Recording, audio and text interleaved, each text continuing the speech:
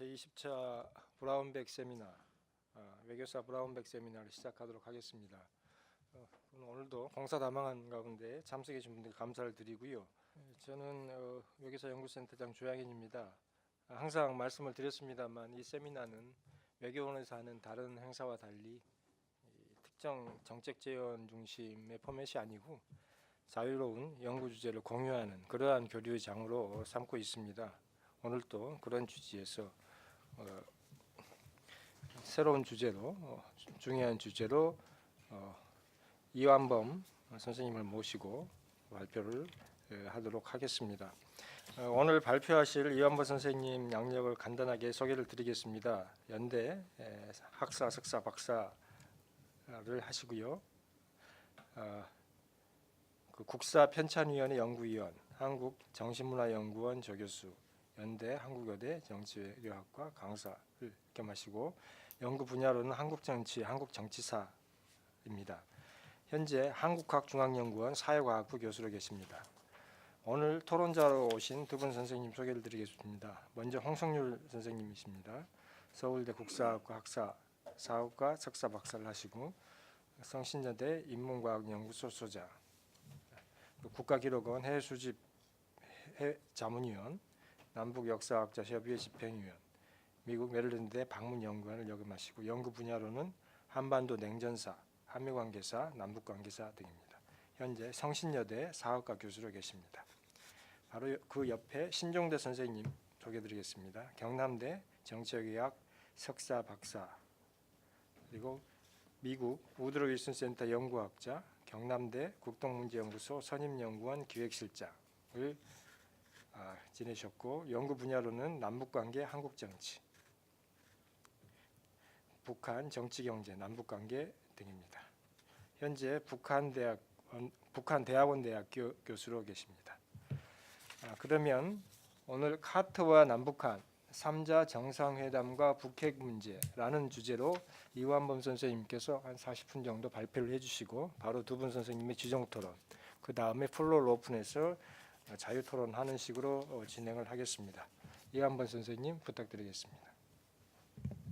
네, 감사합니다.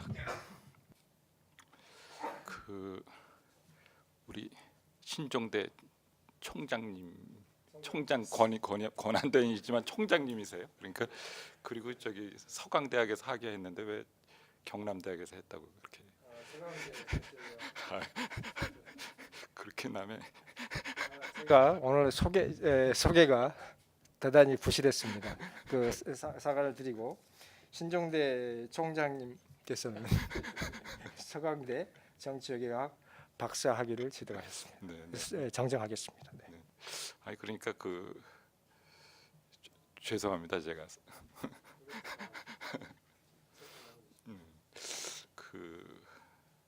사실 이제 제가 잘 아시겠지만 15차 올 2월 28일 날 홍성렬 교수님의 주제 발표를 할 때 제가 이제 약정 토론자로 신종대 교수님하고 같이 했습니다. 그때 이제 김근식 교수님하고 사자 대면이었는데 김근식 교수님까지 부르려고 그랬는데 그분은 바쁘셔가지고 그죠? 국민의당 저기 통일 분과위원장 하셔서 그죠? 시간이 그래서 이제 어쨌든 3자 대면으로 다시 라운드 2가 됐어요. 그래서 그때 제가 나서면서 저도 조그만 연구를 하나 했다고 그렇게 말씀드렸더니 또 우리 조양현 교수님께서 또 부랴부랴 저를 또 초청을 하시는 압박을 가하셔가지고 제가 그 제재 국면에서 그 압박을 대화로 풀어야 되겠다고 생각해서 오늘 저기 나섰습니다. 또 뵙게 돼가지고 사실은 그때 우리 신성원 부장님께서도 나오셔가지고 이 외교정책 결정이라고 하는 게 심플하다 그런 말씀도 하셨고 그때 콘돌리자 라이스 보좌관 만난 이 얘기도 하셨고 그래서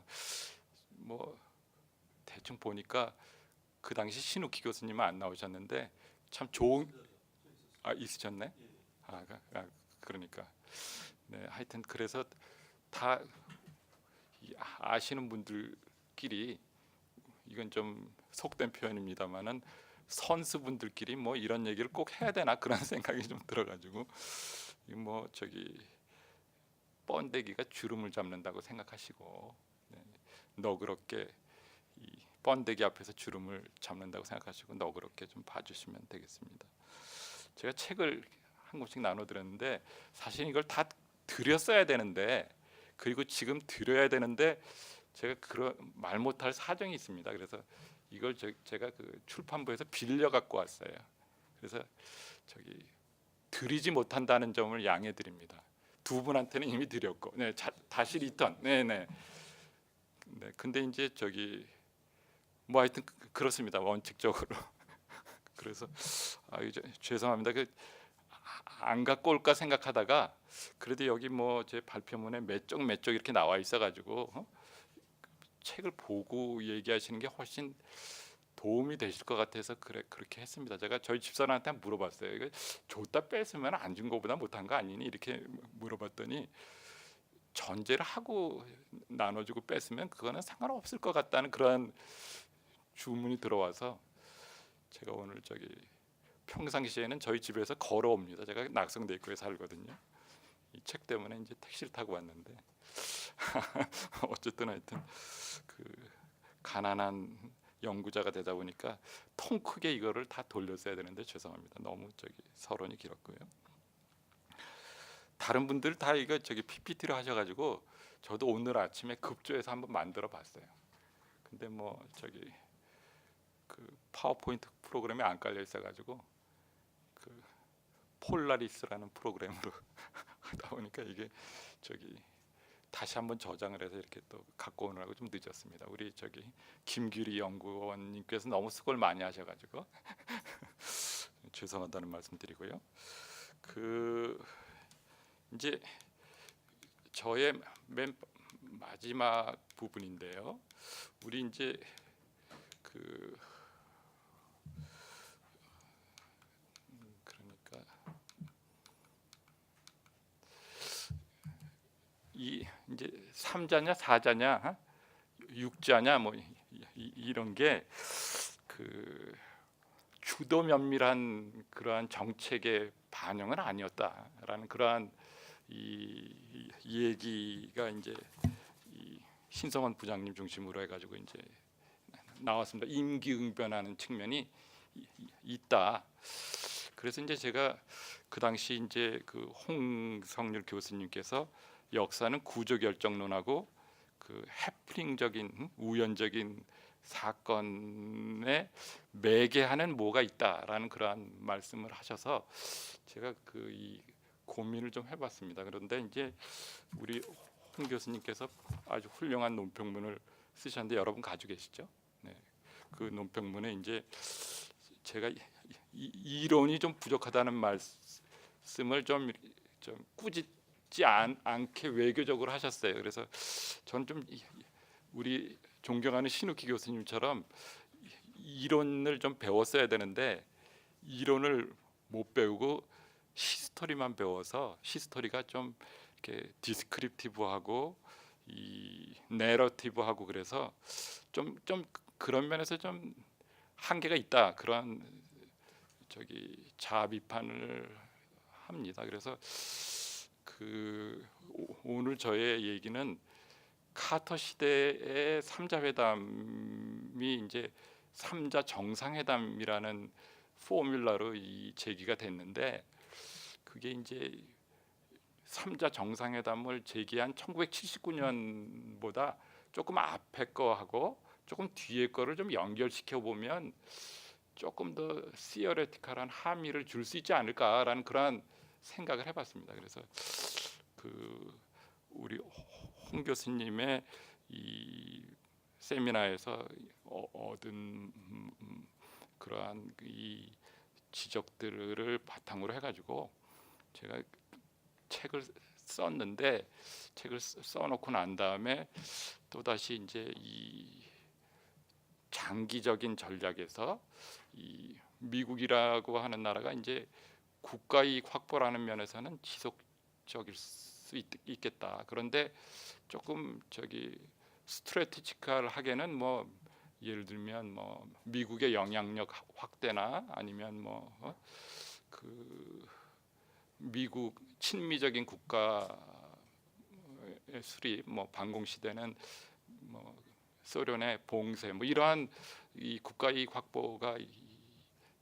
있었는데 그게 이제 닉슨이나 포드나 카터나 레이건이나 부시나 클린턴이나 그 이후의 아들 부시나 오바마 행정부까지 이게 미국의 국가이익 확보는 뭐 원칙이겠죠. 원칙인데 낮은 차원의 전술로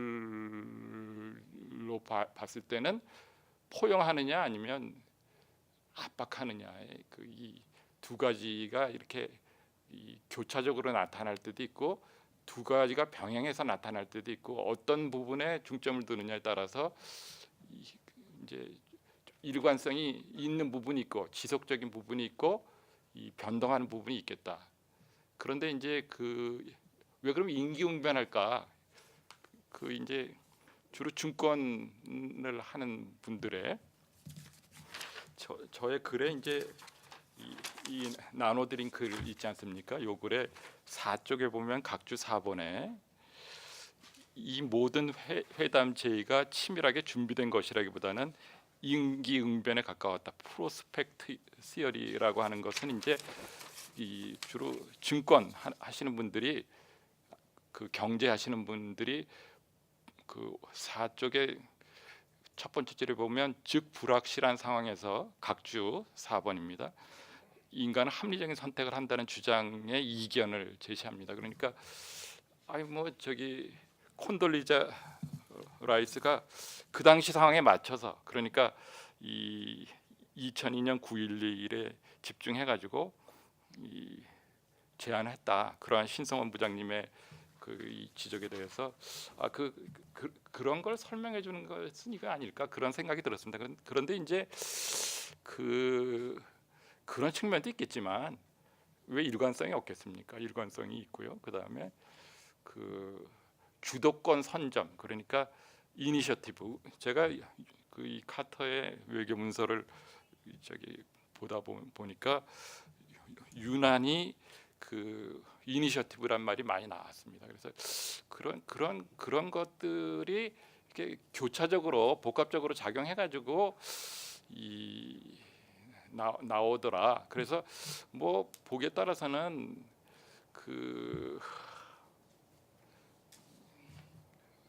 무책임한 말씀이 될 수도 있겠지만 이 다자회담이 됐건 북미 간에 직접 접촉이 됐건 그 구상이 뭐 예를 들자면 1953년 휴전 이래로 지속되는 부분이 있었습니다. 왜냐하면 북미 간의 회담이 뭐 판문점에서 있었고요. 그리고 69년에 소련과 이 북한 사이의 국경 분쟁이 우스리강가에서 크게 일어나게 되면서 이 소련을 중국을 소련으로부터 이렇게 이간시키려는 그러한 책동의 일환으로서 이 미중 간의 이 국교 그러니까 이 관계 정상화가 공작이 이루어지고 물론 뭐 미중 간의 이 관계 정상화 그러니까 관계 개선, 관계 정상화는 80년 카터 때에 완전히 되는데요. 그게 뭐 이 소련 때문에 그런 것은 아니죠. 소련이라고 하는 액터가 하나 있고 그 다음에 이제 미국이 자체적인 판단으로 예를 들면 뭐 시장을 확대하려는 판단 뭐 그러한 것들이 복합적으로 작용했겠죠. 그렇지만 어쨌든 하여튼 이 69년 71년의 국면에서 이제 이 미북 회담이 북미 간의 비밀 대화로 이루어지게 됩니다. 그게 이제 저의 책에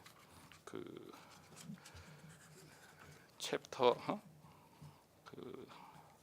2장에 나와 있는 부분입니다. 그리고 이제 3장에서부터 이제 3자 정상회담이 나오고 그 다음에 이제 그 4장이 이제 그게 구체적으로 연구가 되고 그 다음에 5장에서 그 레이건 시대에 들어와서 북한이 3자회담을 제의하는데 미국이 4자회담을 제의하는 그런 부분들이 나오고 6장이 이제 1994년에 핵 위기가 발생했을 때 이 카터가 북한을 방문해서 순전히 개인 신분으로 남북 정상회담을 중지하고 핵 위기를 본인 생각으로는 끝장을 냈다. 그래서 이제 오시라크 옵션이라고 하는 이 영변 핵 시설에 대한 북한 폭격을 막았다라고 이제 자화자찬을 하고 있습니다. 뭐 어쨌든 하여튼 그런 과정을 이 비교적 이 그러니까 69년부터 94년까지니까 뭐 25년밖에 안 됩니다만은 어쨌든 하여튼 이 정권을 이렇게 넘나들어서 좀 연구를 해보고 싶었는데 이 연구는 사실 아직도 현재 진행형입니다. 그래서 다른 부분들하고도 이제 퍼즐을 좀 맞춰 나가야 되지 않을까. 그래서 우리 그 홍성길 교수님의 지적이 아주 저기 뼈 깊은 부분이 있었습니다.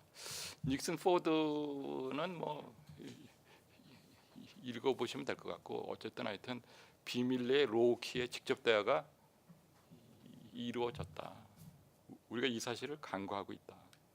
그 다음에 이제 카터는 그런데 이 닉슨 포드 시대의 그러한 그 이 비밀 회담에 대해서 그렇게 의식하지 않았습니다. 그러니까 뭐 다 그렇겠죠. 그 저기 우리의 문재인 대통령도 예를 들면 뭐 MB 정부의 성과를 인정하지 않지 않습니까? 그래서 이 어떻게 보면 공화당 정부의 성과인데 성과라기보다는 하여튼 비밀리에 이루어진 건데 그걸 별로 의식하지 않고 이 본인이 이 그 큰 성과라고 생각한 그 78년에 코리안 캠프 데이빗을 모델로 삼아 가지고 그 6월에 3자 정상회담을 구상하게 됩니다.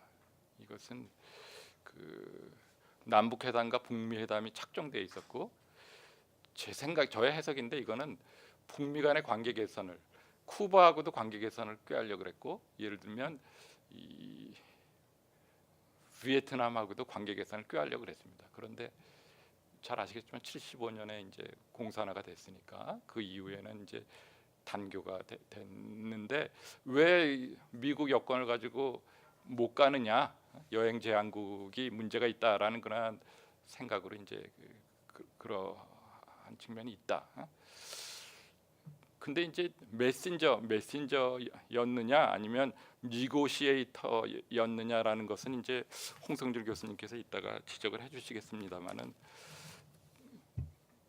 이 형식은 메신저 역할을 한다는 것이었는데 내용적으로는 니고시에이션을 하려고 그랬다. 그리고 이니셔티브를 본인이 가지려고 그랬다. 그래서 이 3자회담이 됐건 4자회담이 됐건 6자회담이 됐건 6자회담에서 예를 들어서 그 메신저가 누굽니까? 중국이 이제 어떻게 보면 저기 중요하게 메신저 역할을 하지 않습니까? 북한과의 사이에서. 그런데 메신저만 합니까? 니고시에이션 아주 가장 퍼스트 니고시에이터의 역할을 하려고 그러죠. 자기가 다 하려고. 그런 맥락에서 어떤 회담에서 메신저라고 하는 거는 티토는 메신저가 될 수 있고 가봉의 오마르 봉고 대통령은 메신저가 될 수 있지만 이 카터는 메신저를 자임했지만 메신저가 될 수는 없었던 그런 상황이라는 해석을 하고 싶습니다. 카터 대통령에 대해서 잘 아시겠지만 김일성과 그 교감하는 정도가 깊었습니다. 누구보다도 김일성과 친했다라고 이제 한국의 컨서버티브는 얘기를 합니다. 그래서 심지어는 종북이라고 얘기하고 카터가 뜨면 재수가 없어진다 그런 얘기를 합니다. 예를 들자면 카터가 김일성이랑 94년에 만나서 바로 죽었잖아요. 그래서 그 후에 김정일을 만나러 갔는데 김정일이 죽지를 않았어요. 왜냐하면 만나지 않았기 때문에. 그 김정은이를 죽이려고 그러면 빨리 보내야 되는데 이분들이 트럼프가 잘 그런 생각을 못하는 것 같아요. 어쨌든 하여튼 이 카터의 이러한 이념적인 스탠스에 대해서 상당히 그 논쟁이 있습니다. 그 박정희와 사이가 안 좋았습니다.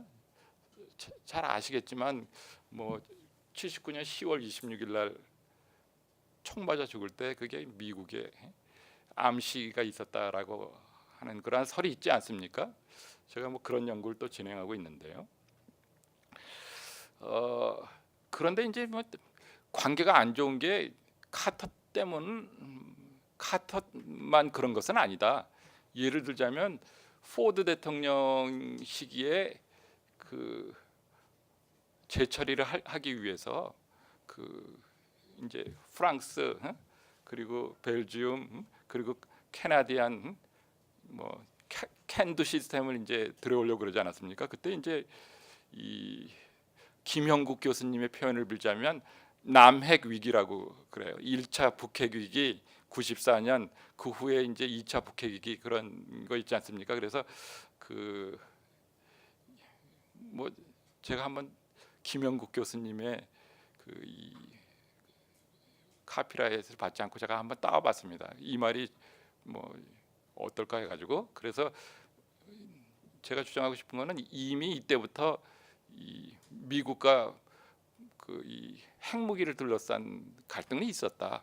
다만 이제 카터는 조금 좀 솔직한 스타일이라 너무 솔직해서 사실은 재선에 실패도 하고 뭐 여러 가지 그런 측면도 있었는데 그 시골 출신의 그 외교적인 그런 게 좀 없는 분이라 이걸 좀 솔직하게 그냥 예를 들자면 그 뭐 설교를 듣는다고 왜 그 79년 6월 말 7월 초에 그 정상회담 하면서 그 박정희 대통령이 뭐 철수의 부당성, 주한미군 철수의 부당성에 대해서 길게 얘기하니까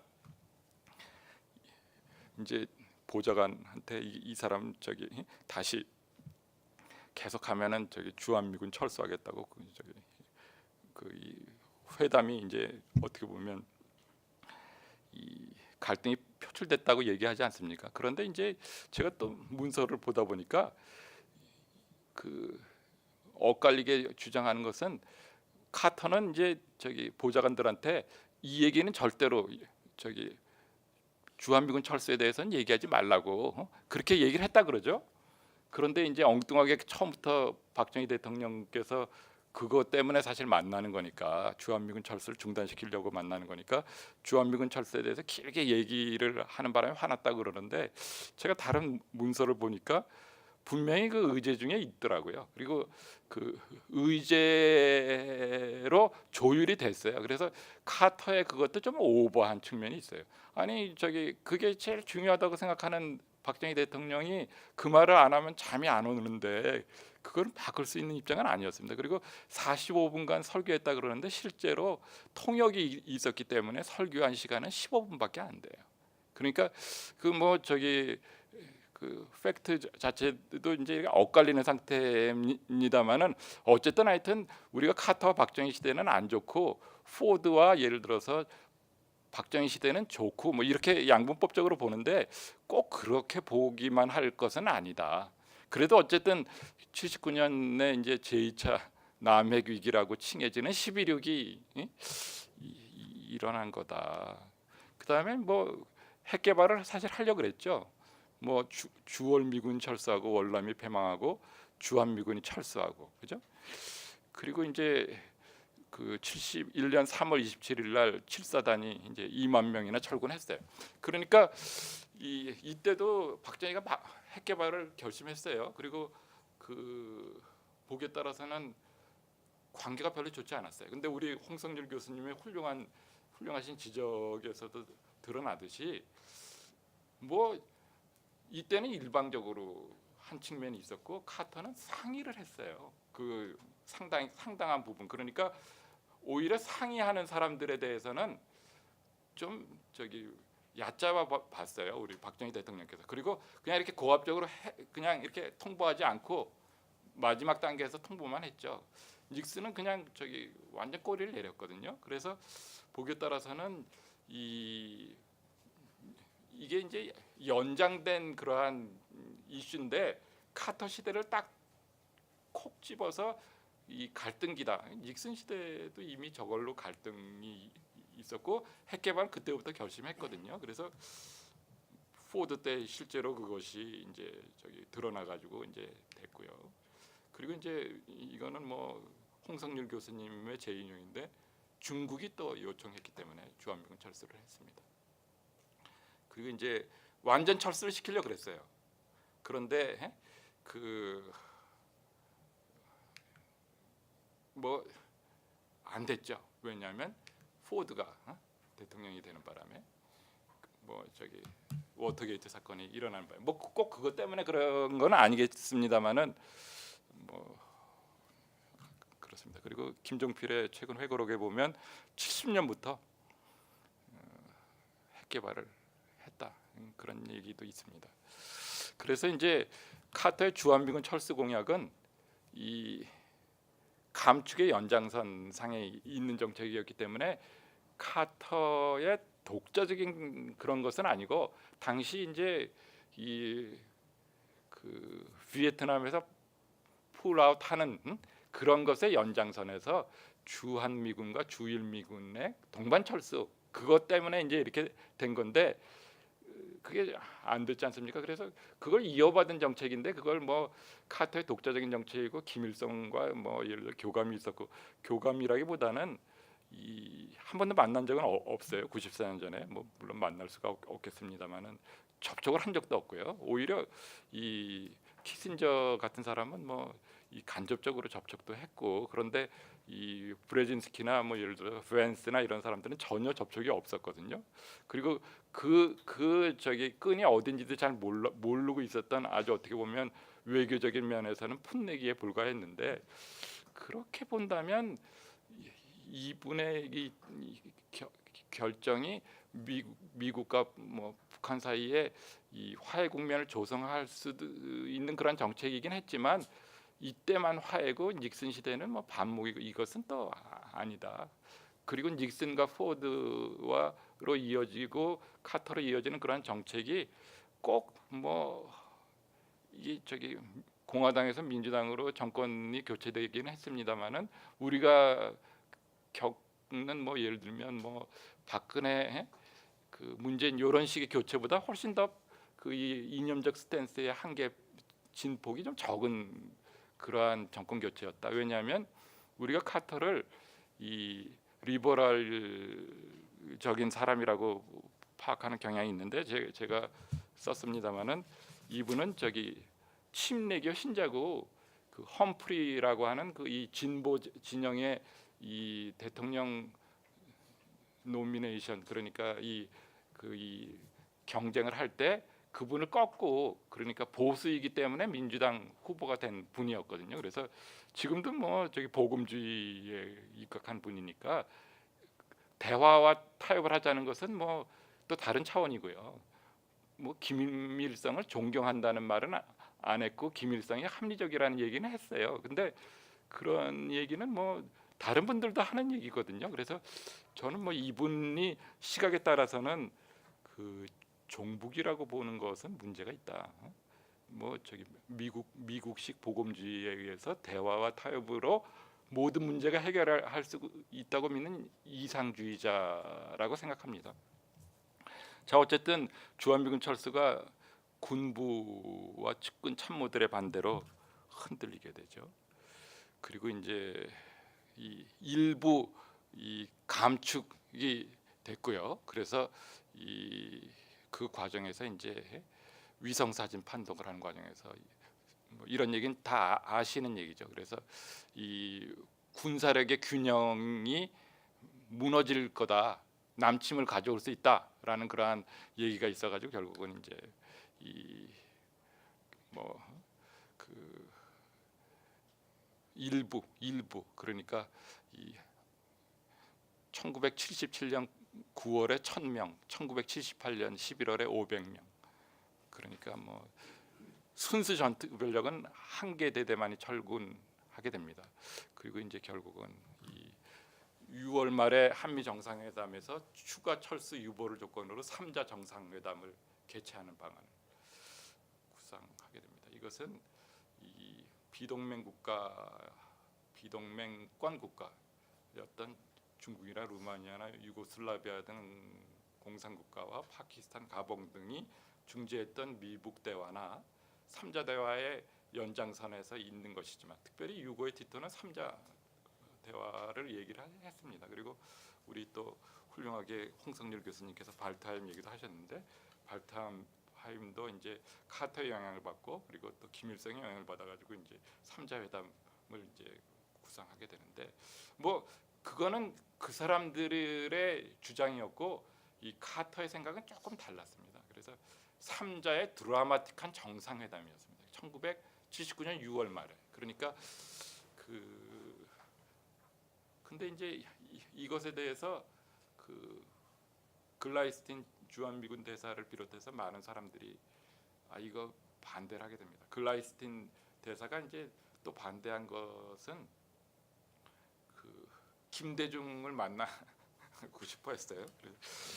사실은 제가 이제 전두환 제거 작전이라는 책을 이거랑 똑같이 썼는데 이게 양이 너무 많아가지고 이거보다 훨씬 두꺼운 책인데 이게 2만 원 이상 가니까 그건 한 6만 원 갈 책인데 출판사가 그거 내면 망할 것 같아서 지금 4년째 못 내고 있거든요. 어쨌든 하여튼 이 김대중에 대해서 카터는 상당히 중요하게 생각을 했습니다. 그래서 예를 들면 뭐 김대중을 상징적인 인물로 생각해서 만나게 좀 글라이스틴 대사한테 지시를 내려요. 그랬더니 글라이스틴이 만약에 김대중을 만나러 간다고 그러면 내가 대사를 그만두겠다고 얘기하기도 합니다. 그러니까 못 만났어요. 가택연금 상태에 있었지 않습니까? 그래서 뭐 하여튼 그런 식으로 이제 즉흥적인 구상의 측면이 있다는 겁니다. 그렇지만 또 저희 주장은 그게 미국의 국가 이익이라고 하는 큰 틀에서, 그리고 어떻게 보면 각각 대통령 사이에 이니셔티브를 잡고 싶어하는 그러한 큰 틀에서 보면 또 일관성이 있고 티토의 구상하고도 연결되는 측면이 있다. 그래서 지속성이 있고 차별성도 있다는 게 저의 주장입니다. 결국은 이제 이 카터의 참모들도 비판적이어서 이제 3당국 회의가 제안되는데 그치게 됩니다. 이제 우리 홍성열 교수님께서 사실은 이제 좋은 지적을 해주셨습니다. 제가 나눠드린 책에 203쪽을 한번 봐주시면 203쪽에 이제 발타임과 카터의 이 토크가 나옵니다. 그래서 이제 3자회담 압력을 가해달라고 부탁을 합니다. 이때 이제 이미 카터는 3자 정상회담을 구상하고 있었고요.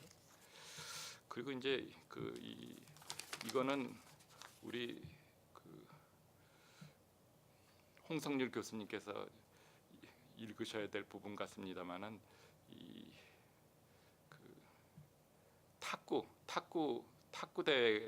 대표팀이 이제 그러니까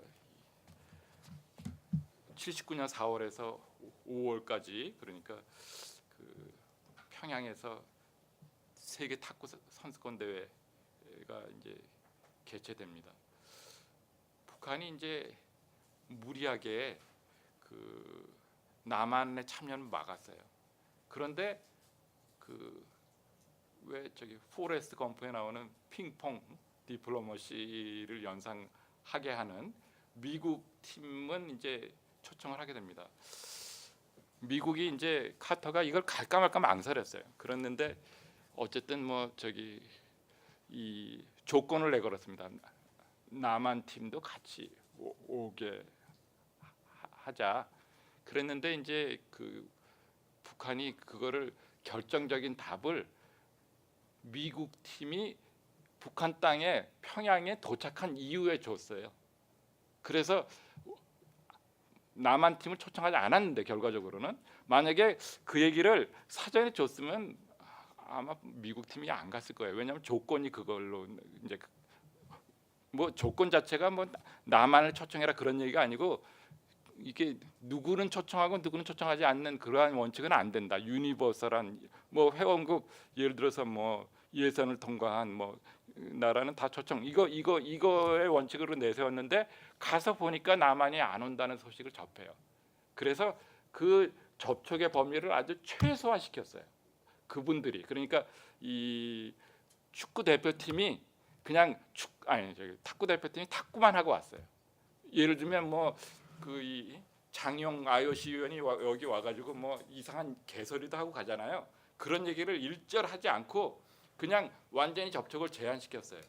근데 이제 우리 홍성일 교수님 주장에 따르면 그것이 이제 그 이 발타임에 그거랑 연결돼 가지고 이 삼자 김일성의 삼자 제의 그러니까 먼저 미북 간의 이 회담을 하고 그걸 이제 남한이 참여시켜 가지고 삼자 이 구상을 이제 얘기했다는 건데 그게 이제 티토의 그 구상하고도 연결되는 측면이 있는 것인데 근데 이제 그거를 이제 이 미국이 뭉갰어요.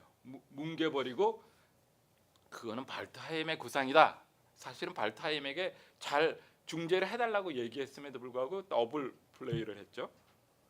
그리고 엉뚱하게도 이제 이 삼자 회담 예를 들면 회담이라고 하는 거는 북한은 제가 북한 분들하고 이제 같이 이렇게 무슨 세미나를 해보면 이분들이 예비회담을 꼭 하자고 그래요. 그래서 우리 같으면 예비회담이 무슨 필요 있어? 김정일 그냥 만나면 되는 거 이렇게 생각할 텐데 그러니까 저같이 생각하는 거는 카터였고 이분들은 이제 그렇게 차근차근 이제 예비 이제 그러면 이제 고위급 그 다음에 이제 최고위급 이렇게 해야 되는데 이제 그거를 이 예비회담 제의를 깔아 뭉개고 결국은 이제 정상회담을 하니까 김일성이 이게 뭐지 이렇게 생각을 한 거죠. 그래서 결국은 이제 인도네시아를 통해서 이미 다 에드발론을 다 띄운 다음에 인도네시아를 통해서는 올 거냐 안 올 거냐라는 그러한 거였는데 온다는 얘기가 없게 되면서 결국은 무산되게 됩니다.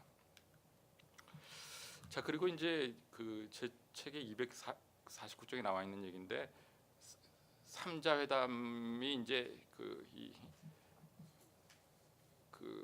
11.6 직후에도 삼자 회담 구상이 살아 있었다고 생각했거든요. 그리고 그걸 이어받은 전두환이가 그 정상회담 하지 않습니까? 그 최초의 그 국빈이라고 저기 회고록에다 썼던데 그 레이간이 초청한 최초의 외국 국빈이다 이렇게 썼는데 제가 이제 조사를 해보니까 이제 그 벤스나 이런 사람들은 그 알렌 보좌관 이런 사람들은 무슨 정상 저기 그냥 실무 비즈이다라고 얘기를 합니다. 그리고 그 전에 뭐 어디죠? 저기 남미의 어떤 저기 대통령 한 번 불러요. 다른 왜냐하면 최초의 얘가 아니라고 코스프레하기 위해서 사실 그런 식의 신경을 썼어요. 저기 레이간이 그러니까 레이간도 만만한 사람은 아니잖아요. 엊그저께 문재인 대통령도 미국의 환심을 사기 위해서 레이간 대통령의 말씀을 하셨어요. 평화는 뭐 무슨 그런 얘기를 하셨잖아요. 그래서 어쨌든 제가 주목하는 부분은 이제 삼자회담을 이제 전두환이가 이거 저기 살아 있다고 생각해가지고 미국이 제안했으니까 엉뚱하게도 레이간에게 제의하니까 레이간의 헤이그 국무장관은 그거 카터의 스투피드한 띵킹이다 라고 일축을 합니다. 그래서 이거 참 막말을 하는구나. 자 그리고 이제 1984년 1월에 북한이 삼자회담을 제의합니다. 우리 그 신종대 교수님께서도 또 논평을 해주셨지만 이게 사실 사전에 이걸 보내주시면 이렇게 내통을 하게 돼서 좋은 점이 있어요. 그래서 이것도 이제 중국의 영향력 아래에 있는 북한의 이니셔티브가 있는지 없는지, 중국이 이니셔티브를 갖고 있는지 그것도 확인을 해봐야 될 부분이라고 생각합니다. 레이건은 이러한 3자 회담 제의를 거부하면서 역제의 4자로, 그리고 결국은 이제 6자까지 이제 만나게 되죠. 자, 94년에 이제 카터 김일성 담판이 있었습니다. 이것은 뭐 아주 엇갈린 평가를 받고 있죠. 그 종북적인 행동을 했다. 차라리 이때 쳤어야 된다. 우리 김근식 교수님께서 오셔가지고 그 당시를 회고하시면서 그때 쳤어야지 이제 지금의 2차 북핵 위기가 안 올 수 있지 않았을까. 근데 이제 그 당시에도 쳤으면 가만히 있지는 않았겠죠. 장사정포도 있었고 핵무기는 아직 리프로세싱을 하고 있었으니까 없었겠지만, 그래서 그때도 전쟁을 우려하는 YS의 그 우려 때문에 이게 이제 멈췄다라고 이제 주장되는데, 제가 그것도 확인을 해봤어요. 그랬는데 그것도 뭐 회고록이나 이 본인의 일방적인 주장이에요. 그래서 이 미국 측의 주장은 뭐냐면, 자기네들이 검토를 해보니까 YS의 반대가 아니고 이게 실효성이 있지 않다, 많이 죽는다, 그렇게 생각해서 이미 카터가 가기 전에 멈췄다라는 그런 주장을 합니다. 그래서 그것도 뭐 역시 회고예요. 그래서 에비던스가 없어요. 왜 그런가 봤더니 그 오시라크 옵션이 그게 비밀 공습 작전이잖아요. 그래서 비밀리에 해야 되는데 뭐 에비던스를 남기겠습니까? 그런 맥락에서 보면 이 증거 찾기는 어려운데, 제가 그냥 복합적으로 해석을 해보면 카터가 담판을 해서 북한 측의 의중을 확실히 알게 돼가지고 그 전부터 준비했었던 이를테면 제네바로 가는 그러한 합의가 이게 성사되는데 하나의 이 피니시 블로우를 날린 측면은 있겠다. 그렇지만 그 피니시 블로우가 없어서도 그렇게 상태가 양측이 이렇게 말폭탄을 주고받으면서 지금 그렇게 상태가 돼가고 있지 않습니까? 지금 그렇게 상태가 됐는데 다 발을 빼지 이거 하겠습니까? 어떤 생각을 갖고 계신지 모르겠습니다만, 저는 어쨌든 요 때의 담판이 역사적인 그러한 담판임에는 분명하지만, 그것이 가지고 있는 역사적인 의미가 아주 쾌거 코리안 캠프 데이비스를 가능하게 만들려는 쾌거라고 보기에는 한 50% 부족한 부분들이 있겠다.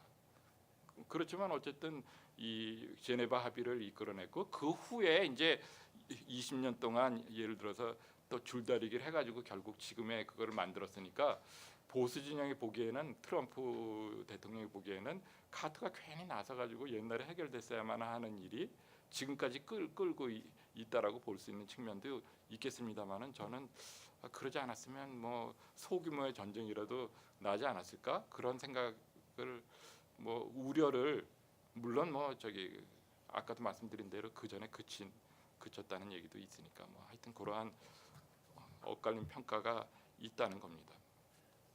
그다음에 마지막으로 이제 핵개발 책임 논쟁은, 북한 사람들은 이제 미국의 적대시 정책 때문에 핵을 개발한다 그러고, 미국 사람들은 중국이 잘못해서 핵이 고도가 됐다 그러고, 중국 사람들은 미국 사람들 때문에 북한이 하니까 미국 간에 직접 접촉을 해가지고 핵무기를 해라, 그렇게 얘기하고요. 한국 사람들 중에서는 예를 들면 추미애 같은 사람은 MB나 박근혜가 문제가 있다 그러고, 예를 들자면 박지원 씨 같은 경우는 보수 정권 때 고도화가 됐다. 물론 노무현 때 이 핵실험을 1차 핵실험을 했지만, 이런 식으로 이제 이 책임 전가 논쟁을 합니다. 그래서 뭐 책임이 다 있죠. 그런데 제 생각은 북한의 책임이 제일 크지 않을까, 북한의 의지가 제일 크지 않을까, 그러한 나이브한 생각을 합니다. 그리고 이제 미국의 책임도 있고요, 한국에 글쎄 한국은 뭐 별 책임이 없다고 하고 싶어요. 그리고 이제 중국은 뭐 막지 못했다고 그러는데 어떻게 막겠습니까? 그 저기 하겠다는 사람을 예를 들어서 무슨 뭐 저기 미사일 쏘는 그 이 트럭을 중국제 트럭이라 그러죠. 근데 미사일 발사대 그거 막았으면 미사일 발사 못할 수 있는데 그거야 뭐 군산복합체 예를 들어서 저기 중국에도 그런 게 있지 않겠습니까? 그 사람들을 팔아먹어야 되고요. 뭐 그것도 세밀하게 따져봐야 되겠다. 저같이 비전문가가 이 문제까지는 왜 해야 되느냐 그런 생각이 들었습니다. 그래서 제가 드는 생각은 그냥 이게 현재도 책임에 대한 논쟁이 현재 진행형이다. 자, 저의 글의 마지막 부분에 이제 그 여전히 논란이 되는 카터가 나옵니다. 그 10쪽에 보면 그 매집 말에 첫 번째 줄에 보면 2017년 4월 27일 날 파이낸셜 타임스의 보도에 의하면 미국의 트럼프 정부가 한반도 위기 해결사로 유명한 카터에게 나서지 마 이렇게 은밀히 요청했다는 겁니다. 요청했다는 거니까 이게 에비던스는 없는 건데 그랬을 것 같아요. 그래서 왜냐하면 뭐 그 샌더스 백악관 부대변인이 그 북한 관련 브리핑을 요청해가지고 갱신된 정보를 줄 수 있어서 기뻤다라고 얘기했어요.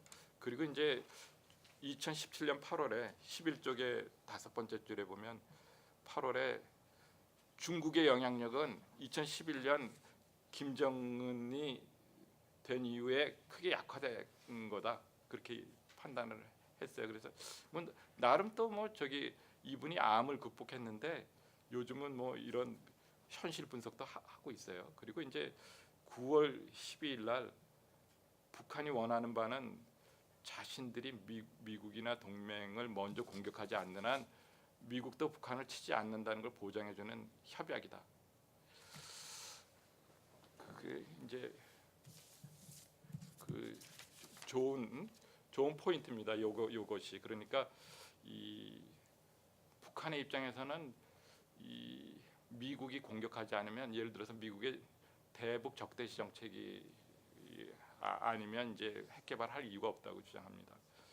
그런데 이제 우리 홍성길 교수님께서 지적하셨듯이 통미봉남 논자들 한국의 이 매파들은 그 이제 만약에 이게 저기 체제를 보장해주고 그러면 주한미군 철수를 요구하고 이제 적화통일할 거다라고 이제 의구심을 갖고 있죠. 그래서 이것을 어떻게 요 남쪽의 남남 대립 그리고 이 대화파 이른바 자주파와 동맹파의 이 노선 차이 이런 것들에 대해서 이제 그것이 카터와 어떻게 보면 트럼프의 노선 차이하고도 연결되는 측면이 있지 않을까라는 생각을 합니다. 그 박한식 교수가 이제 한국은 니고시에이터가 아니고 미디에이터가 돼야 된다 그런 얘기를 했습니다. 그런데 이제 우리 그 홍성률 교수님 주장에서도 나와 있지만 그 여기 제가 썼습니다마는 한국이 레버리지가 없는데 미디에이터만 할 수는 없죠. 그리고 이 지금의 강대강 구도에서 어떻게 중재만 하겠습니까? 우리한테 쏠지도 모르는데 그런 맥락에서 보면 모든 사람들이 다 당사자라고 생각을 합니다. 그러니까 미디에이터로 나와도 협상에 4자, 6자로 참여하게 되면 심지어는 러시아와 일본도 자기 보이스를 내기 위해서 대립을 한다라는 그러한 얘기를 드리면서 저의 발표를 너무 시간을 많이 썼습니다. 죄송합니다. 유한범 선생님 감사합니다. 그러고 보니 지난번에 한 5개월 전에 홍성열 교수님 발표 주제가 사실 이 주제였던 걸 똑같은 기억합니다. 거예요, 똑같은 네, 그때 오셔서 이제 다시 두 번째 회합이라고 그렇게 말씀해 주셨습니다만 그 주제와 같은 주제이면서도 이렇게 단행본을 내셨는데 이번 발표를 위해서 따로 발표문을 또 준비를 해주셨고 또 두 분 토론자분의 토론문을 또 사전에 읽고 포인트별로 인용을 해가면서 요령 있게 정리를 발표를 해주셨습니다. 그러면 홍성일 선생님 지정 토론 부탁드리겠습니다. 네, 홍성윤입니다. 네. 그 이미 발표자께서 그 토론문의 내용도 코멘트를 해주셨기 때문에 또 다른 분도 많이 말씀하셔야 되고 가급적 간단하게 토론을 하도록 하겠습니다. 일단 그 이 책을 보내주셔서 잘 읽었는데요. 정말 읽으면서 아주 많은 것을 배웠습니다. 이제 이 책을 보면은 방대한 이제 사료를 수집해서 교차 분석하는 거, 그리고 또 사료를 어떤 선입관이나 그런 것들을 앞에 두지 않고 읽어가는, 균형 있게 읽어가는 이제 그러한 그 모습을 보여주셨다고 생각하고, 사실 저도 여기에 대해서 뭐 논문 한 편을 썼지만 이 책 나오기 전에 쓴 게 정말 다행인 것 같아요. 이 책 나왔으면 그 논문 못 썼겠죠. 예. 그래서 여기서 그 활용된 그 사료는 뭐 EH카를 비롯한 뭐 역사하는 사람들이 이제 맨날 하는 얘기가 어떤 연구 주제가 있을 때 그 주제와 관련된 자료를, 접근 가능한 자료를 다 보도록 노력해야 된다, 이런 얘기를 하는데 그게 사실 쉽지 않거든요. 그리고 또 현대사 이쪽은 자료가 많기 때문에 그게 뭐 조선 시대까지는 그럴 수 있을런지 몰라도 거의 이제 불가능한데, 정말 이 이완범 선생님의 이 연구는 거의 접근 가능한 자료를 다 활용을 하셔갖고 한국 정부, 또 한국 정부의 자료도 보통 대한민국 외교 사료관에 있는 자료 정도만 보는데 국가기록원에 있는 자료도 보고, 그리고 또 제가 좀 인상 깊었던 게 언론 보도도 아주 꼼꼼히 캐치를 하셨던 것 같아요. 그래서 이제 교차 분석의 그 전범을 보여주시고 있는데, 사실 저는 이렇게 생각합니다.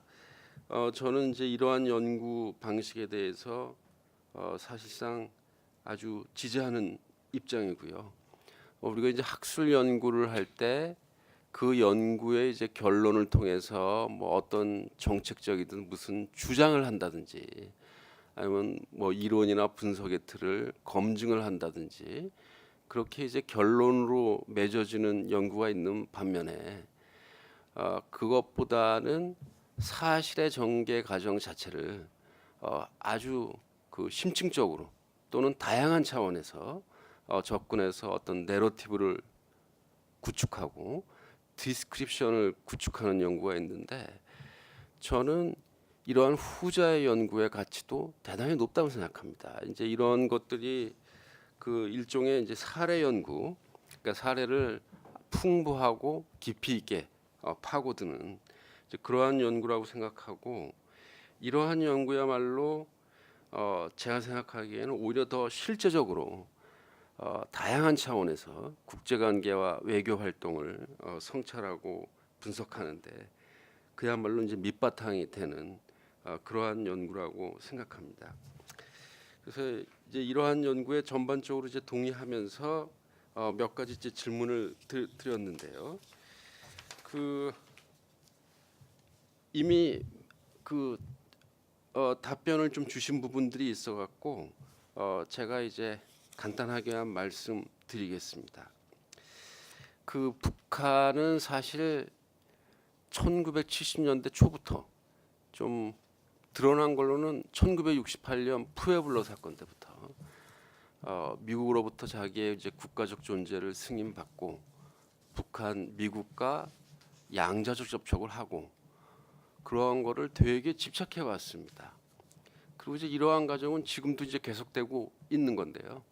남북 대화로 문제를 풀기보다는 북한을 항상 미국과 단판을 지으려고 하는.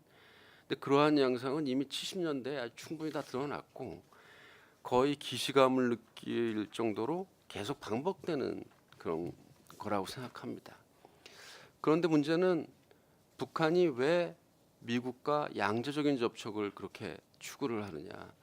이제 많은 분들이 통미봉남을 말씀을 하시는데, 근데 그거는 어떻게든 이제 북한의 목적이 미국과 담판을 해갖고 남한을 제어한다, 뭐 이런 쪽이라고 보이는데, 근데 이제 제가 생각하기에는 북한에게 그 대미 접촉과 협상 또 북과 관계 개선을 하고 이제 그러는 거는 사실 뭐 평화 협정 이런 얘기를 하지만 그것도 다 수단이고 이거 자체가 저는 목적이라고 봅니다. 저는 그렇게 생각을 해요. 그냥 좀 다소 거칠겠지만 제 얘기를 하도록 하겠습니다. 네. 그래서 이제 예컨대 여기에는 이제 미국하고 관계 개선이 돼야 이제 국제적 고립도 타파가 되고 경제적으로도 이제 문제가 풀리고 그런 것도 있지만은 저는 그 역시 이제 북한은 정치적인 이유, 체제의 보장, 정권의 보장, 또 체제 북한에서는 북한 정권의 그 시스템화에서는 체제와 그 정권이라는 게 그렇게 많이 분리되지가 않죠. 예. 그런 부분과 관련이 있고 그렇기 때문에 되게 일관되게 여기 이제 집착하지 않는가. 예컨대 남한을 제어하는 게 목적이었다면 3자 회담은 반드시 받아야 되거든요. 이거는 미국과 그 남한을 대한민국을 이간하기에 제일 좋은 구도가 3자 회담이겠죠. 아무래도. 예. 그리고 이제 주한미군 철수로 보더라도 비록 그 당시에 이제 카터의 주한미군 철수가 6원 대군이 있었지만 그렇지만 내부적으로 봐도 아무튼 무조건 중단된 게 아니라 또 다시 실행될 가능성도 있었거든요. 그래서 그때 상황에서는 북한이 원하는 게 주한미군 철수라면은 훨씬 더 적극적으로 행동해야 되는데 이제 결국은 남한이 그러니까 한국이 거기에 끼게 되니까 이제 북한으로서는 3자 회담을 해봐야 미국이 북한을 승인하는 효과가 좀 떨어진다는 거죠. 저는 그런 쪽이 아닌가라고 이제 생각을 합니다. 그리고 이제 당사자, 중재자 문제는 말이죠. 이거는 이제 그 이완봉 교수님께서 말씀을 하셨는데 협상에 이제 당사자가 돼야 할 사람들이 중재자처럼 거인 것처럼 얘기를 하면은 이거는 외교 협상에서 별로 안 좋은 영향을 확실히 미치는 것 같아요. 그래서 이제 지금도 보면은 이제 중국도 북한과 미국이 대립하면 자기가 뭐 중재적인 역할을 하는 것 같은데 또 그런 게 또 상대방을 더 자극하기도 하죠. 네. 그런데 그때 이제 북미 관계 맥락으로 보면은 저는 그래도 카터가 중재자의 역할을 한 것도 나름대로 그래도 카터 대통령이 한반도 문제에 대해서 상당히 적극성을 갖고 이거를 외교적으로 해결하려고 한 거다라고는 저는 인정을 합니다. 아까 이제 1970년대 초 닉슨 포드 행정부 때 그 북한이 미국과 접촉하려고 했고 그래서 이제 북미 비밀 대화가 있었다고 표현을 하셨는데 발표에서 근데 사실 저는 조금 그 표현을 달리 하는데요. 그때 북미 대화라고 하는 거는 사실상은 없었고 그냥 북한이 미국에 접촉하려고 많이 노크를 했던 것이죠. 그래서 이제 미국이 간헐적으로 답변을 해주기는 하지만 기본적으로 그 미국은 북한과의 양자적 접촉을 아주 꺼리는 입장이었고 심지어 그 일본이 그 북한하고 접촉하는 것도 닉슨 대통령 같은 경우에는 거기에 이제 그것을 아주 비판적으로 그 일본 지도자들에게 언급하기도 했습니다. 그래서 그거는 그냥 북한의 접촉 시도 정도로 이제 봐야 되지 않을까. 그리고 이제 기본적으로 그때도 그렇고 지금도 그렇지만은 미국이 한반도 문제를 푸는 방식은 중국을 통해서 중국이 북한을 통제함으로써 문제를 해결하는 이제 그러한 것을 제일 많이 기대하고 있고, 그래서 70년대 초에도 키신저가 미중 관계 그 개선 대화를 하면서도 항상 뭐 얘기하는 게 중국 보고 북한의 영향력을 발휘해 달라.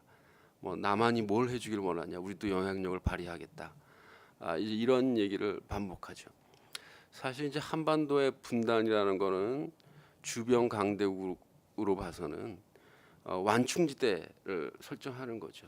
그래서 이제 분단돼 있는 한 북한은 뭐 아무리 주체를 하건 뭘 외치건 하건 간에 중국의 영향력에서 쉽게 벗어날 수가 없고, 한국은 한미 동맹 관계에서 쉽게 벗어날 수가 없는데, 그렇게 되니까 강대국이 한반도의 평화를 유지하는 데에는 북한은 이제 중국을 통해 해결하고, 여기는 이제 한미일 공조 속에서 해결하고 하면은 문제가 해결될 수 있다고 보는 거죠.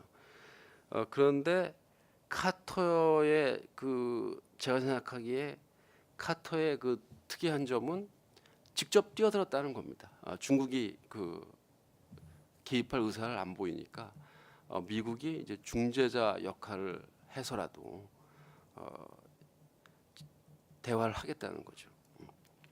그런데 아까 그 이완범 교수님께서는 당시 카터가 중재뿐만이 아니라 북한하고 직접 대화하는 거에도 큰 관심을 갖고 있었다. 이제 그렇게 말씀하셨는데, 사실 저는 제가 본 자료가 되게 한정적이기 때문에 제가 본 그 자료만 갖고 얘기를 하면은 카터가 북한하고 직접 대화하려는 그런 거는 되게 좀 적었던 게 아닌가 저는 생각해요. 그러니까 북한은 평화협정 얘기를 했는데 당시 카터 행정부도 그렇고 그전 행정부도 그렇고 뭐 평화협정 같은 거는 미국 그 문건에 정부 문건에 계획 차원에서도 잘 안 나옵니다. 그리고 이제 미국이 당시 이제 북한하고 대화할 수 있다면 관계 개선 문제인데, 닉슨 행정부 때는 북한하고의 관계 개선을 미중 관계 개선, 남북 관계 개선하고 연계시킨 그 한도 내에서 그래도 뭐 여러 가지 그것들을 검토해 본 문건들이 있어요. 그런데 카터 행정부 문서는 지금 이제 내셔널 아카이브에서 완전히 다 공개 디크레이십 비밀 해제가 다 된 게 아니기 때문에 아직 다 안 나왔지만, 사실 카터 행정부가 그 북한과의 관계 개선, 예컨대 뭐 대사관을 주고 외교적 관계를 한다든지 경제적인 교류를 한다든지 그러한 거를 또 그 모색해 본 것도 저는 보지 못했습니다. 그래서 혹시 다른 얘기를 할 수 있는 게 있는지 궁금하고요. 그리고 세 번째는 역시 이제 이 세계 탁구 선수권 대회 문제인데, 제가 사실 이 연구를 오래 했습니다. 오래 이렇게 해서 보니까 재밌더라고요. 재밌고, 당시 이제 북한은 하여튼 미국하고 뭘 해보겠다고 남한을 되게 무리하게 해서 이거를 참가 못하게 만들고, 그렇게 해서 이제 미국 선수들이 갔는데 분위기가 그러니까 아주 싸해진 거죠.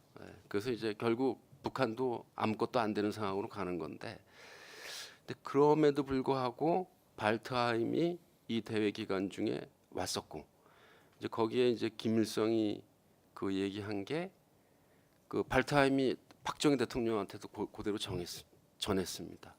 미국과 북한이 먼저 예비회담을 하고 의제 같은 걸 만들고 그 다음에 이제 남한이 들어오면은 3자 회담을 할 수 있다. 그러니까 아무래도 이제 북의 의도는 3자 회담을 하더라도 북미 양자의 트랙을 그 안에서 마련해 보겠다는 거겠죠. 그런데 그 이 선생님 책에도 나와 있듯이 발트하임은 그 뉴욕에서 유엔에 있는 뉴욕에서 이러한 예비회담을 하려고 계획을 세워놨어요. 예. 근데 아마 판단이 저랑 마찬가지이신 것 같은데 카터 행정부가 결국 여기에 응하지 않았던 것 같습니다. 예비회담을 했으면은 뭐 굳이 인도네시아를 통해서 뭘 전달하고 그럴 이유가 없었겠죠. 그래서 저는 이런 걸 이렇게 보면은 카터 대통령이 나름대로 또 원칙은 지켜줬다. 자기가 애초 내세운 원칙. 한국이 참여하지 않는 한 북한과 미국이 단독으로 대화하지 않는다. 이제 그 원칙을 나름대로 엄격하게 이제 지켜줬고, 그거는 카터 대통령뿐만이 아니고 사실 저는 오히려 이 카터 시기에 이 3자 회담 이 국면을 보면서 좀 더 확실히 느꼈던 거는 미국이 그 많은 사람들이 뭐 북한이 미국과 남한을 그 이간한다거나 또는 미국이 남한을 따돌리고 코리아를 패싱하고 북한하고 접근하고 그런 것들을 우려를 하는데, 저는 그러한 일들은 별로 일어날 확률이 없다고 생각합니다. 왜냐하면은 미국이 기본적으로 뭐 경제적으로나 인구나 모든 면에서 남한이 더 큰데 북한과의 관계 개선을 위해서 남한과의 관계를 희생시킬 이유는 아주 뭐 특별한 일이 있지 않는 한 저는 기본적으로 어렵다고 보고, 그리고 이제 지정학적으로 봐도 미국이 필요한 부분은 한반도의 남쪽이 더 중요하지 북쪽이 중요하지는 않거든요. 역시 일본의 방위라는 부분이 있기 때문에. 그렇기 때문에 오히려 이제 이러한 것들이 3자 회담 과정에서 읽히는 것이 아닌가 그런 생각을 해보게 됐습니다. 네, 이상입니다. 네, 황선우 선생님 감사합니다. 신정대 교수님 예, 토론 부탁드립니다. 유한문 교수님, 책 잘 읽었습니다. 저는 4월달에 그때 책 나오자마자 이렇게 보니까 저는 구입을 했습니다 그때. 아 그래요. 그때 읽었는데 지금 잘 기억이 안 나는 부분도 있는데 어쨌거나 여러 가지 유익한 그런 내용을 담고 있고 상당히 그 앞으로 여러 가지 관련 분야 논의에 기여할 것이라고 이렇게 생각이 됩니다. 그리고 이제 홍승률 교수님께서도 어떤 보통 우리 사회과학에서 악유 중심 이런 연구도 굉장히 중요하겠지만 방범한 이런 사료 동원을 통해서 이해를 관련 주제에 대한 그런 이해를 도모하는 그런 것도 굉장히 유익이 있다고 생각합니다. 저도 역시 그런 쪽에 더 가 있다고 생각을 하고요.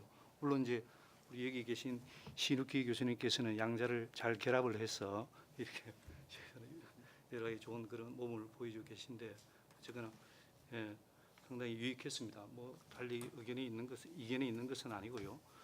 몇 가지 이제 같이 좀 생각해 볼 것을 제가 몇 가지 메모를 했습니다. 우선은 이제 여기 지적을 하셨지만 이 1979년도 또 1981년 그러니까 1981년 초에 이제 그 헤이그 국무장관이 3자 회담에 대해서 굉장히 신의했다. 그런데 어떻게 2년 만에 어떤 과정을 거쳐서 미국이 다시 이런 3자 회담 제안에 관심을 가지게 되는 것인지 그걸 좀 이렇게 들여다볼 수 있는 그런 자료 같은 것이 아마 부족하리라고 보는데, 그런 것이 연결이 좀 더 되면 우리가 전체적인 그림을 그리는데 도움이 되지 않을까 이런 생각을 합니다. 제 기억으로는 그때 헤이그 국무장관의 그런 3자 회담에 대한 비판이라든지 이런 배관시에 대해서 미국 내 이런 외교 관료들은 그렇게 동의하지 않았다고 그러더라고요. 어떤 논리를 가지고 그런지는 모르겠지만, 그리고 이제 북경 주재 미국 대사관을 통해서 중국 정부하고 이렇게 계속 이런 3자 회담 가능성을 니네들이 좀 북한에 타진할 수 있느냐 이렇게 얘기를 했다고 합니다. 근데 뭐 그 이상 더 디테일은 저도 잘 기억이 나지 않는데 어쨌거나 그런 것이 하나 좀 규명이 될 그런 숙제인 것 같습니다. 두 번째로는 제가 이제 발표문에 저 토론문에다가 이제 간단하게 메모를 했습니다만은 이게 이제 84년 1월달에 북한이 3자 회담 제의했던 것은 맞는데 그때 당시 조장이 이제 미국 방문을 앞두고 있는 조장에게 이런 3자 회담을 얘기를 한 것은 맞는데 사실은 그 전에 1983년 9월에 미국의 외교 성명에다가 이 북미 관계 개선을 하기 위해서는 이 3자 회담을 관심을 가져야 된다. 이런 것을 그 미국이 적시를 한 것으로 알고 있습니다. 그리고 그것을 이제 중국이 받아가지고 북한에게 전달을 했고 또 북한이 거기에 대해서 1983년 10월 8일 날 제가 기록을 보니까 10월 8일 날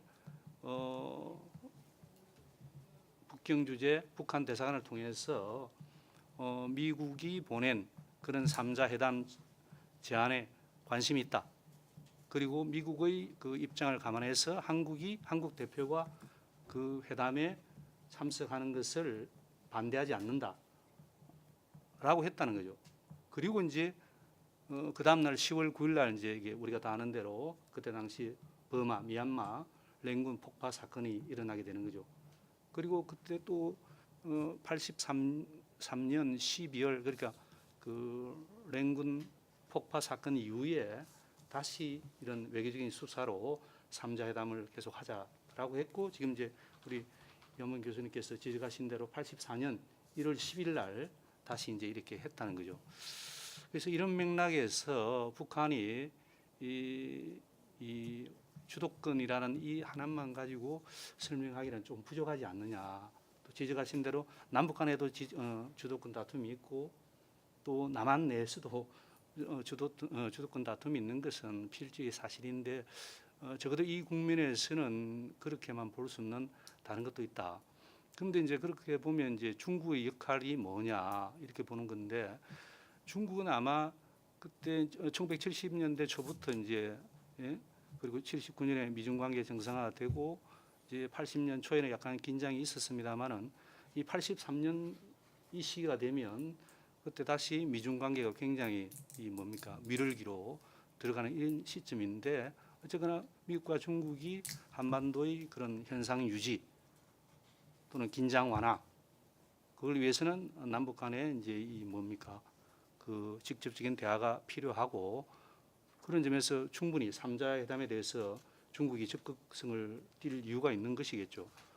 거기다가 또 중국으로서는 1983년이라는 것이 그 중국이 한국에 대해서 교역, 그러니까 한국과 중국 간의 교역이 굉장히 증가되는 그런 시점이었기 때문에 3자 회담 틀을 갖다가 수용을 한다는 것은 남한을 당사자로서 인정하는 것이기 때문에 손해 볼 것이 별로 없다는 거죠. 그리고 또 우리가 다 아는 대로 83년 5월달에 민항기 사건이 있었지 않습니까? 그래서 그런 한중 관계가 급진전될 수도 있다는 이런 데 대해서 북한이 상당히 우려를 가지고 있었고 어떤 북한은 저런 측면에서 이 3자 회담이라는 것이 굉장히 못마땅했을 수 있다. 그래서 그런 것과 이제 랭군 폭파 사건 간에 어떤 연관이 있는지에 대해서는 그걸 갖다 입증할 수 있는 그런 자료는 없지만은 그런 추론이 얼마든지 가능하다. 그렇기 때문에 이때 국면에서는 적어도 이 북한의 어떤 그런 주도성이라든지 적극성 이렇게만 보기 힘든 거 아니냐. 다만 83년 12월하고 1월은 그런 랭군 폭파 사건으로 인한 수세적인 국면을 갖다가 전환하는 하나의 카드로서 이렇게 한 것은 없는 것인지 그런 좀 더 추가적인 논의가 필요한 것 같습니다. 예, 두 번째는 이제 핵개발 책임 논쟁 이런 부분인데요. 저도 전적으로 동의를 합니다. 사실은 우리가 이 대북 정책을 잘해서 북한 체제를 변화를 시킨다든지 그다음에 북핵 문제를 해결한다든지 이런 것은 사실은 어떻게 보면 희망적인 사고고 정치적인 수사로서는 가능하겠지만 실제와는 상당히 거리가 있는 거 아니냐.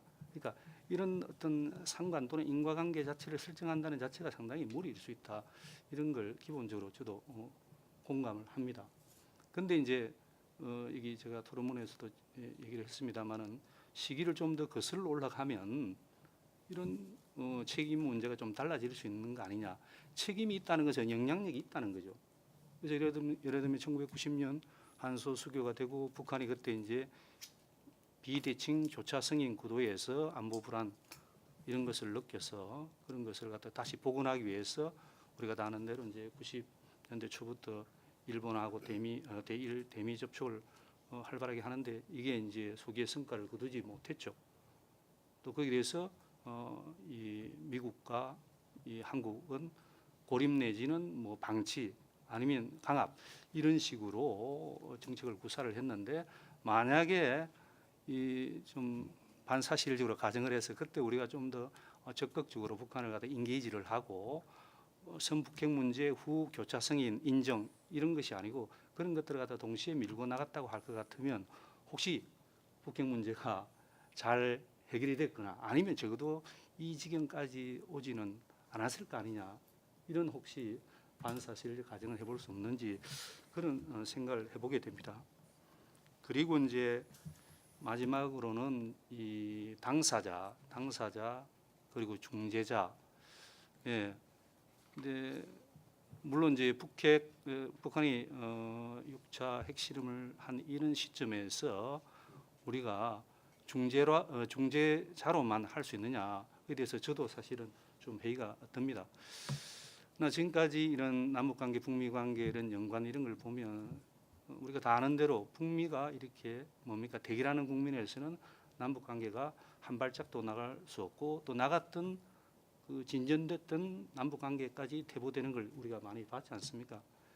그리고 이제 2007년 10월 뭡니까 남북 정상회담 그 성사 과정에서도 우리가 확인할 수 있는 대로 2007년 2.13 합의 말하자면 북미 간의 기싸움이 어느 정도 협상 국면으로 들어가고 나서야 이제 이런 남북관계 진전이 가능했는데 만약에 그 한국이 그게 당사자든 아니면 중재자이든 한반도의 안정이라든지 남북관계 발전을 위해서 기여할 수 있다면 그렇게 크게 그렇게 가려서 할 필요가 있는지 그런 것도 한번 고민을 해봐야 된다고 생각합니다.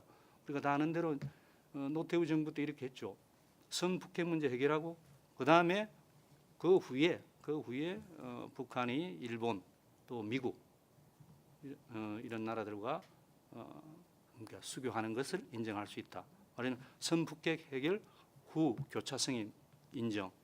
그리고 김영삼은 또 김영삼 정부 때는 남북관계 우선, 선남북관계 후 북미관계 이렇게 했단 말이죠. 말하자면 이게 그 남북관계 우선성, 한국의 주도적 역할, 당사자 역할, 남북관계 우선 이런 건데 이런 것이 과연 실제 그런 명분과 타당성에도 불구하고 주장의 타당성에도 불구하고 실제에 있어서 어떤 결과를 가져왔는지를 보면 사실 어떻게 보면 좀 반대의 결과를 낳은 것이 아니냐 그런 어떤 주장 속에서 남북관계 진전은 고사하고 또 북미관계도 나가지 못했고 또 북핵 문제 해결이라든지 이런 데 전혀 기여를 못했다는 이런 평가도 가능할 것 같습니다. 그리고 네 번째는 금방 말씀드린 거하고 이제 연관이 되는 건데 이 카터 행정부가 아까 말씀하신 대로 적어도 한국의 참여는 이런 북미 직접 담판을 하지 않는다는 원칙을 고수해 왔는데 이것이 앞으로 사실은 어떻게 진행될지 여러 가지 좀 논의가 필요할 것 같습니다. 예, 잘 읽었습니다. 고맙습니다. 예. 네, 이완번 선생님 발표가 79년 3자 정상회담 제안을 둘러싼 사례를 기준으로 해서 그 전에 이제 미북 관계 그리고 그 이후에 이제 북미 관계 등까지 다 포괄적으로 발표를 해주셨죠. 거기에 대해서 홍성준 선생님은 79년은 그 북미 관계 중심으로 세 가지 정도 사실관계 및 해석에 대해서 질문을 주셨고 신정재 선생님께서는 뭐 그 이후에 북미 관계 내지는 한반도 문제 전반에 관한 큰 문제 제기가 될 수 있는 부분을 질문을 주신 것 같습니다. 제가 구체적으로는 정리하지 않겠습니다만 이완번 선생님께서 질문에 대해서 대응을 해주시죠. 네, 고맙습니다. 뭐 너무 금과 억조와 같은 말씀을 주셔서 전부 다 반영을 해가지고 제가 그 개정판을 낼 수 있을지 모르겠습니다만은 혹시 내게 된다면 가능성이 그렇게 높지는 않습니다. 왜냐하면 뭐 책이 안 팔리니까요. 요즘 누가 이거 저기 휴대폰으로 이거 보지 이거 이런 거 안 보거든요. 전철 타면 한 명도 책 보는 사람 없어요. 그래서 외교 관련 남북 관계 관련 책은 잘 안 팔려요. 다 모든 분들이 다 전문가잖아요, 솔직히. 그래서 그 중에 하나일 뿐인데 그 반영을 해보겠습니다. 그 우선 이제 그 홍 교수님께서 말씀하셨듯이 그 북미 관계 개선은 뭐 그 카터가 중요하게 생각하지 않았다. 저도 뭐 이렇게 저기 조 페이지에다가 카터 입장에서는 북미 관계 개선을 꾀하려는 의도도 있었다 이렇게 썼는데 이제 그뭐 의도가 있었지만 뭐 그게 그 자신의 의도 중에서 자기가 그 하고자 했었던 것 중에서 가장 낮은 그러니까 미미한 부분이었죠. 그래서 아까도 제가 말씀드린 대로 비에트남이나 쿠바와 먼저 그거 먼저 하고 북한은 나중에. 그런데 이제 이 어쨌든 박정희가 중요한 문제이기는 하니까 박정희한테 갈 때 묻어서 이렇게 한 거죠. 그러니까 뭐 지금은 트럼프 대통령이 유엔 총회 연설에서 북한에 대해서 상당히 많이 얘기했지만 이때만 해도 뭐 79년에 뭐 핵 개발하지도 않았고 그래서 별로 관심이 없었어요. 그래서 그 큐바와 비에트남에 밀리는 세 번째 순위의 의제였거든요. 그렇지만 뭐 세 번째 순위의 의제였지만 미국이 뭐 전 세계 문제를 다 신경을 쓰니까 그리고 박정희와의 관계도 있으니까 그게 북미 관계 개선의 의도가 전혀 없었다고 보기에는 어려운 부분도 있겠다. 다만 이제 그것이 이제 크게 되는 것은 아니다. 다만 말씀드린 대로 역시 그 남북 관계 개선이라는 맥락에서 그 자기가 중재자가 돼서 뭐 저기 평화 협정에 대해서는 언급한 바가 없지만 그 갈 수 있겠다. 외교 관계를 그 정도는 생각했었던 것 같습니다. 그런데 뭐 구체적인 무슨 마스터 플랜이 있어가지고 뭐 1983년에 뭐 저기 수교 뭐 이렇게까지는 안 했죠. 다만 이제 이것도 역시 반사실적 가정인데 뭐 가능성 없는 거지만 4년을 더 했다면 뭐 조금 더 진전된 양식으로 예를 들자면 주한미군 철수의 홀딩이거든요. 그러니까 언젠가는 가야 된다고 생각했어요. 그 저기 논의 중단이었습니다. 그래서 뭐 저기 재선하면 보다 더 자신 있게 이 남북 관계 개선을 하고 그 다음에 이제 북미 관계가 예를 들어서 뭐 클린턴 행정부에서 외교 수립 직전까지 가지 않았습니까? 그러한 정도는 가지 않았을까? 그러한 또 반사실적 가정을 좀 스투피드하게 가정을 한번 해봤습니다. 그리고 그 이제 신종대 교수님 주장은 이제 뭐 말씀하신 대로 1983년의 상황을 연결시켜서 글을 좀 수정을 해야 되겠다 그런 생각이 들었습니다. 그 다음에 이제 그 90년대 초로 거슬러 올라가서 예를 들자면 뭐 냉전이 이제 무너지고 그 김일성이 이제